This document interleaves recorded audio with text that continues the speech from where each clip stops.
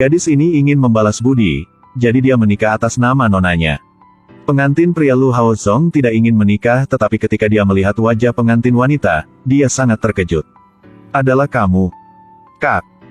Awalnya, keluarga Lu dan keluarga Gu menikah untuk saling berhubungan. Melihat putrinya menghilang, lelaki tua dari keluarga Gu itu sangat bingung. Melihat keluarga mempelai pria telah membawa tandu untuk menjemput mempelai wanita. Dalam situasi yang mendesak, dia membiarkan Yun Er naik tandu bunga untuk menikah, bukan nonanya.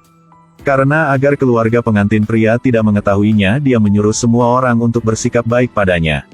Tidak boleh biarkan mereka melihat wajah pengantin wanita. Nona itu sekarang menerima surat dari kekasihnya. Memutuskan untuk melarikan diri bersamanya. Aku tahu kamu akan menemukan jalan. Di rumah Haozong dan Yun Er keduanya tidak setuju tetapi masih harus menikah. Sebelum pergi ke kamar tidur, ibunya menghentikannya. Dia mengatakan kepadanya, tempo hari peramal mengatakan bahwa dia harus menunggu sampai malam baru boleh untuk membuka kerudung di wajah pengantin wanita. Jika tidak, itu akan membawa nasib buruk bagi keluarga Lu. Ketika dia selesai mengatakan seperti itu, dia bosan dan segera menjadi bahagia lagi, lalu membungkuk dan pergi. Dia tidak mau masuk kamar sama sekali. Karena orang yang saya cintai dan rindukan untuk waktu yang lama bukanlah nona dari keluarga Gu, tetapi Yun Er. Tetapi jika dia tahu bahwa gadis yang duduki di ruangan itu adalah orang yang dia cintai, dia tidak akan pernah lari seperti itu. Sementara keluarga mereka masih belum menemukan Gu Yue. Tuan muda keluarga Gu sangat menyukai Yun Er, jadi dia takut keluarga Lu akan mencurinya. Dia segera berlari ke rumah Yun Er. Menceritakan semuanya kepada orang tuanya dan ingin mereka membawanya pulang. Sekarang sudah gelap, dia tidak bisa duduk diam seperti ini selamanya. Dia merasa bahaya ada di dekatnya. Tuan tua Gu masih belum membawa saya kembali, jadi apa yang harus saya lakukan malam ini? Setelah memikirkannya, dia hendak melarikan diri. Tapi dia hanya mengambil beberapa langkah, dia langsung berbalik. Tetapi menyadari jika dia melarikan diri seperti ini, itu akan menarik perhatian. Demi kenyamanan melarikan diri, dia memutuskan untuk berganti pakaian biasa. Tetapi dia baru saja menemukan satu set pakaian, tetapi tiba-tiba dia mendengar ketukan di pintu. Dia panik dan melemparkan pakaiannya ke dalam. Lalu kembali ke tempat duduknya. Sebenarnya, itu karena ibunya mencegah putranya menolak masuk ke kamar bersama pengantin wanita. Jadi dia dengan sengaja menyuruh pelayan di rumah untuk membawanya ke sini. Tuan muda satu malam musim semi adalah 1000 emas.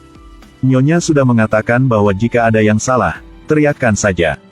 Dia tahu dia tidak bisa lepas dari ibunya, dia hanya menuruti. Di dalam kamar, pasangan pengantin hanya duduk seperti itu, tidak ada yang peduli dengan siapapun. Mereka duduk dalam diam. Dalam suasana ini tiba-tiba seekor nyamuk memecah kesunyian. Ketika dia melihat nyamuk itu terbang di depannya, dia melambaikan tangannya. Tapi saya tidak menyangka nyamuk itu akan terbang ke dalam kerudung Yun Er. Dia takut digigit nyamuk jadi dia meniupnya. Tapi dia merasa itu tidak berhasil, dia melepas jilbabnya. Kemudian dia hendak mengambilnya kembali dan meletakkannya di kepalanya. Tetapi ketika dia menoleh, keduanya membeku. Bukankah ini gadis yang masih dia cintai dan rindukan setiap hari? Kamu, Kak. Mengapa kebetulan istriku adalah kamu? Tidak, aku bukan istrimu yang sebenarnya. Setelah mengetahui identitasnya, dia dengan cepat menjelaskan. Dia bilang dia bukan Yue. Setelah dia tahu pengantin wanita sekarang adalah orang yang dia sukai, dia ingin dia menjadi istrinya. Tidak peduli berapa kali dia menjelaskannya, dia masih menolak. Melihat mereka berdua berdebat, pintu kamar tiba-tiba terbuka. Gadis ini ingin membalas budi, jadi dia menikah atas nama nonanya. Namun tak disangka, saat melepas kerudungnya, sang mempelai pria merasa sangat terkejut.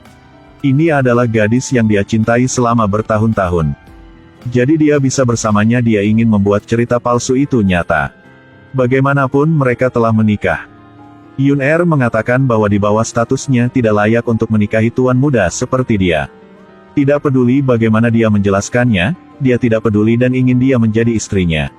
Setelah mereka berdua berdebat, orang tuanya tahu tentang itu dan datang.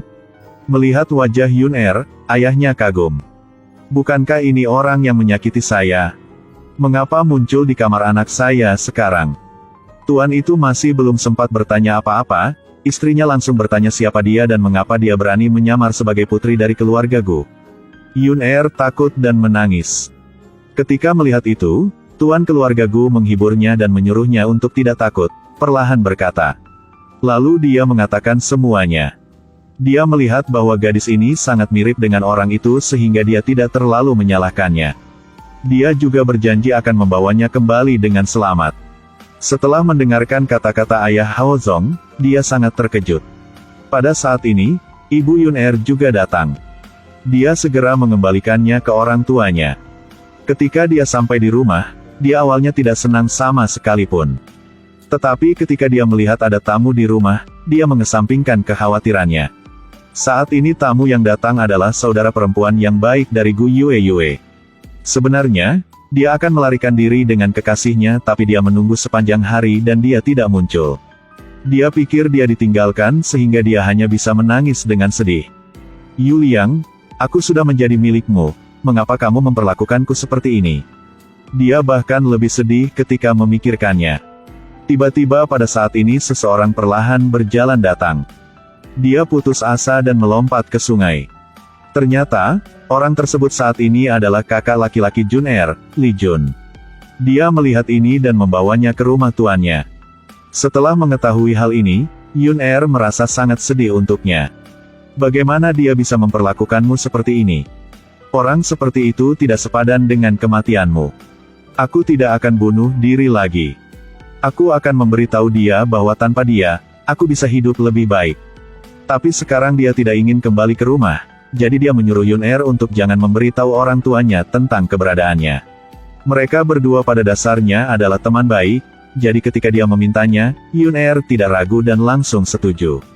Di sisi ini orang tua keluarga Lu pergi ke rumah mereka bertanya mengapa dia berbohong kepada mereka. Kemudian dia tidak bisa menjawab apa-apa, jadi tuan keluarga Lu memutuskan bahwa kedua keluarga akan memutuskan hubungan satu sama lain di masa depan. Kerja sama bisnis juga segera berakhir di sini. Hao Zong tidak ingin kehilangan Jun Er jadi langsung pergi mencari ibunya. Dia berharap ibunya akan membiarkan Yun Er menikah dengannya. Tapi begitu ibunya selesai mendengarkan, dia berpikir bahwa Yun Er terlihat persis seperti saingan cintanya, jadi dia segera menolak permintaan putranya. Aku mencintai Yun Er. Bukan ibu mengatakan ibu tidak suka, aku tidak akan menyerah.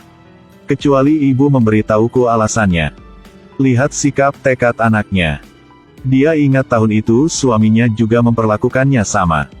Hao Zong sedikit mirip denganmu di tahun ini. Kami juga tidak bisa terlalu kaku dengan putra kita untuk menghindarinya melawan kami.